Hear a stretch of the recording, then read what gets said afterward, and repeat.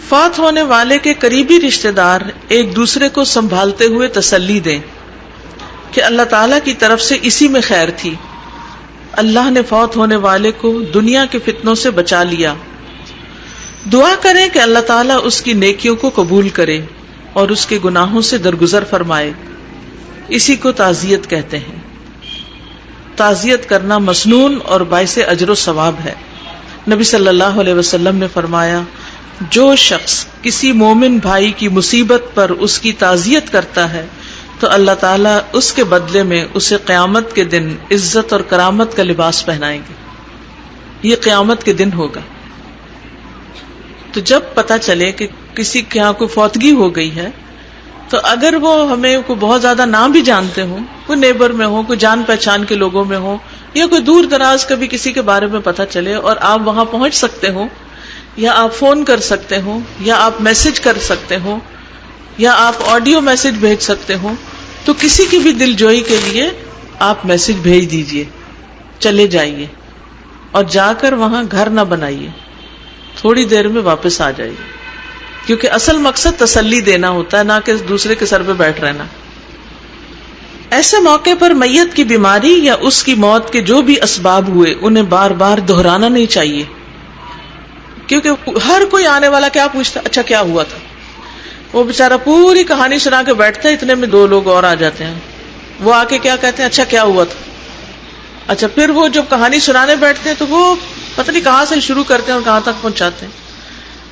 اس کا نقصان کیا ہوتا ہے کہ ایک ہی بات بار بار کر کے وہ غم بھولتا ہی نہیں، وہ ہر دفعہ دکھی ہو جاتا ہے انسان، پھر بتاتا ہے، پھر دکھی، پھر دکھی، پھر دکھی۔ اس سے افسردگی میں مزید اضافہ ہوتا ہے جو تعزیت کے مقصد کے برخلاف ہے۔ تعزیت کے لیے آنے والوں کا ہاتھ اٹھا کر میت کے لیے فاتحہ پڑھنے کا طریقہ، جس میں سورت فاتحہ، سورت اخلاص اور درود شریف پڑھ کر میت کو اس کا ثواب پہنچایا جاتا ہے، یہ قرآن و سنت سے ثابت نہیں۔ قرآن مجید میں کہیں یہ نہیں بتایا گیا کہ سورت فاتحہ کو مرنے والے کے لیے پڑھو۔ آپ سب جنہوں نے قرآن مجید کا ترجمہ پڑھا ہے ان کو یہ بات معلوم ہوگی کہ سورت فاتحہ میں ایک دعا ہے۔ کیا دعا ہے؟ پڑھیے دعا، ایاک نعبد و ایاک نستعین۔ نستعین کا مطلب بھی دعا ہی ہے کہ ہم تجھ سے مدد چاہتے ہیں، ہماری مدد فرما اور ہمیں سیدھا رستہ دکھا۔ تو اب یہ جو سیدھا رستہ دکھانا ہے، کیا میت کو اب سیدھے رستے کی ضرورت ہے؟ سیدھے رستے کی ضرورت کس کو ہے؟ مرنے والے کو یا زندہ کو؟ اس کو یا آپ کو؟ وہ میت فوت ہوئی ہے، آپ کہتے ہیں یا اللہ تو ہمیں سیدھا رستہ دکھا۔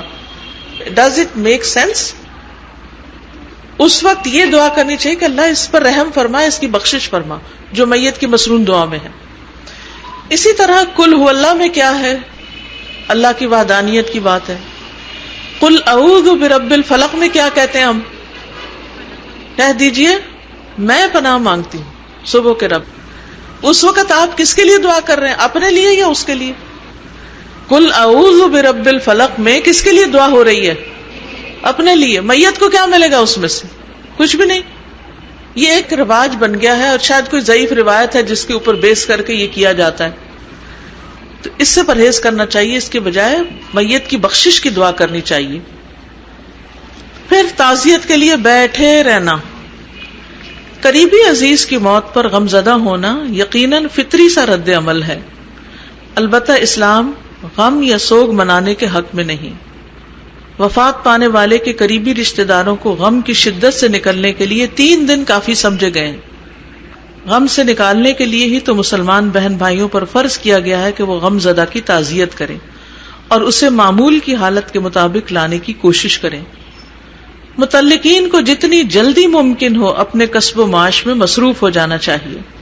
جو بھی تعزیت کرنا چاہتا ہو وہ وہیں ان سے مل سکتا ہے، یعنی ہر کوئی اپنے اپنے کام کاج کاروبار اس کی طرف لوٹ جائے۔ گھریلو خواتین اپنے گھر کے کام کاج کی طرف آئیں، جو جاب کرتی ہیں وہ جاب پہ جائیں، جو دکاندار حضرات ہیں اپنی دکانیں کھولیں، جائیں وہاں کام کریں، سارا دن لوگوں کو اٹینڈ کرتے رہنا اور بیٹھے رہنا درست نہیں. 3 دن تک تو ٹھیک ہے, 3 دن کے بعد کیا ہے, اگر کسی کو تعزیت کرنی ہے تو وہیں چلا جائے جہاں کوئی اپنا کام کاج کر رہا ہے, اسے کوئی دکان پہ بیٹھا ہوا ہے یا کسی اور ایسے کام میں. ہاں اگر کوئی جاب کر رہا ہے تو اس کو جا کے ڈسٹرب نہیں کرنا, جب وہ واپس آ جائے تو پھر اس سے بات کر رہے ہیں.